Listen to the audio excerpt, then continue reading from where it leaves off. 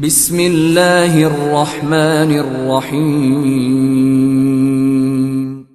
In the name of Allah, the Beneficent, the Merciful. آپ صلی اللہ علیہ وآلہ وسلم کی سب سے پہلی زوجہ سیدہ خدیجہ بنت خولید رضی اللہ تعالیٰ عنہا ہے۔ ابراہیم علیہ السلام کے سوا آپ کی ساری اولاد انہی سے ہوئی۔ آپ صلی اللہ علیہ وآلہ وسلم ساری عمر اپنی اس وفا شعار بیوی کو یاد کرتے رہے۔ سیدنا خدیجہ کے والد کا نام خولید اور والدہ کا نام فاطمہ تھا۔ سیدہ خدیجہ رضی اللہ تعالیٰ عنہا کے والد اپنے قبیلے میں اونچی حیثیت کے مالک تھے۔ ہر کوئی ان کو عزت اور احترام کی نگاہ سے دیکھتا تھا۔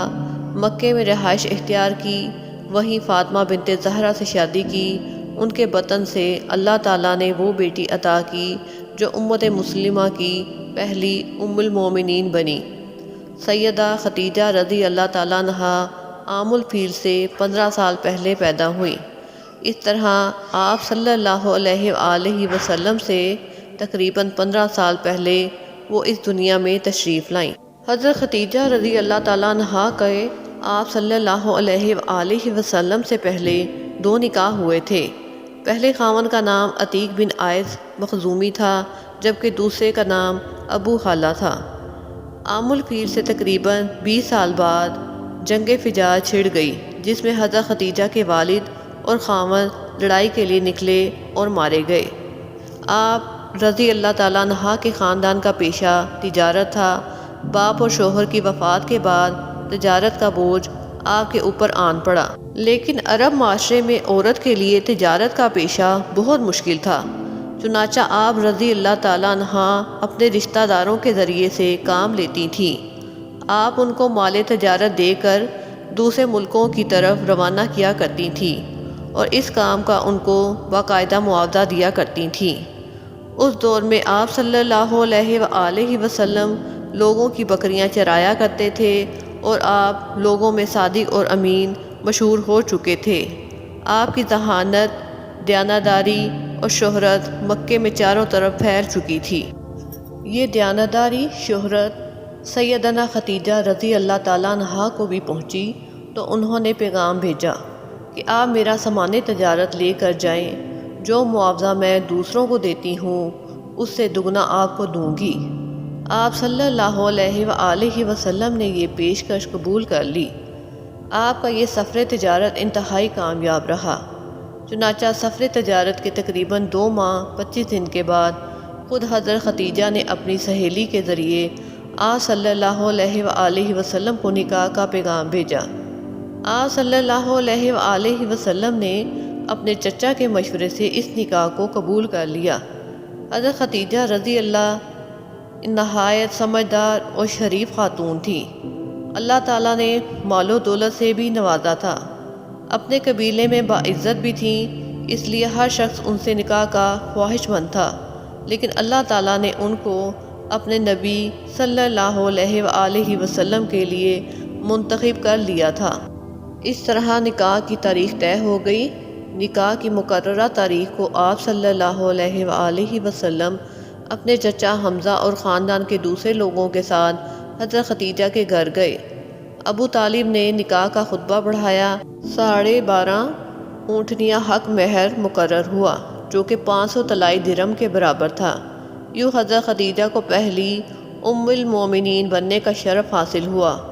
آپ کا پہلا لقب طاہرہ تھا۔ اس طرح آپ حضرت خدیجہ طاہرہ کے نام سے مشہور ہوئیں۔ نکاح کے وقت آپ صلی اللہ علیہ وآلہ وسلم کی عمر تقریباً 25 سال اور حضرت خدیجہ کی عمر 40 سال تھی۔ نبی اکرم صلی اللہ علیہ وآلہ وسلم کی زوجیت میں آنے کے بعد حضرت خدیجہ نے اپنی تمام دولت آپ صلی اللہ علیہ وآلہ وسلم کے قدموں میں ڈال دی۔ اس سے آپ کو روزی کمانے کی فکر سے بھی نجات مل گئی۔ پھر آپ تھے اور اللہ کی عبادت۔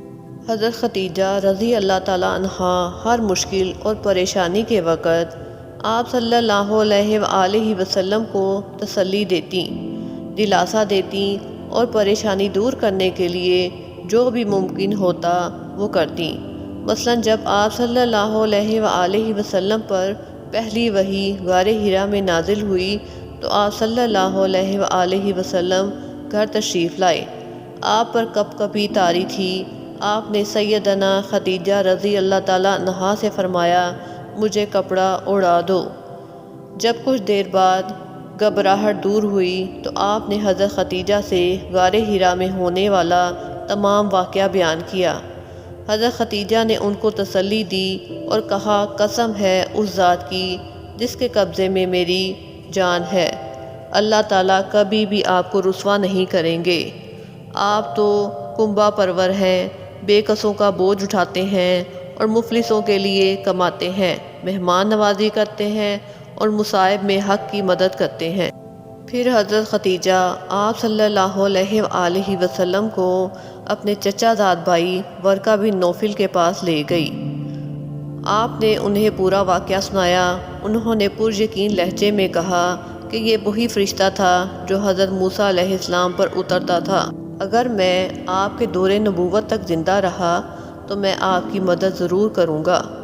اللہ کے حکم سے آپ نے جب نبوت کا اعلان کیا تو حضرت خدیجہ نے سب سے پہلے اسلام قبول کر لیا۔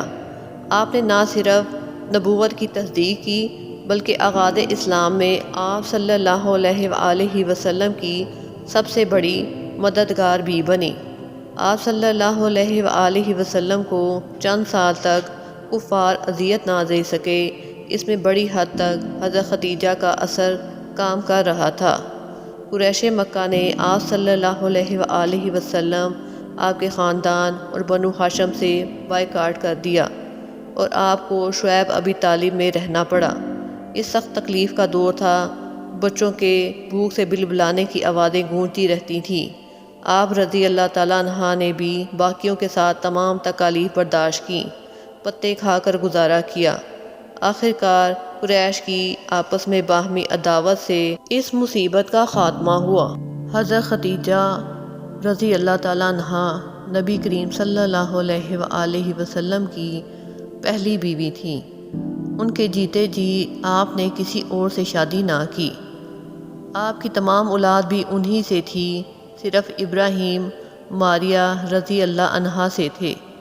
ان کی اولاد کے نام یہ ہیں: قاسم، زینب، رقیہ، ام کلثوم، فاطمہ، عبداللہ۔ آپ صلی اللہ علیہ وآلہ وسلم کے تمام لڑکے بچپن ہی میں فوت ہو گئے، البتہ تمام بچیوں نے اہل نبوت پایا، اسلام لے آئیں اور ہجرت بھی کی، اور سب کے سب آپ کی زندگی میں ہی فوت ہو گئیں۔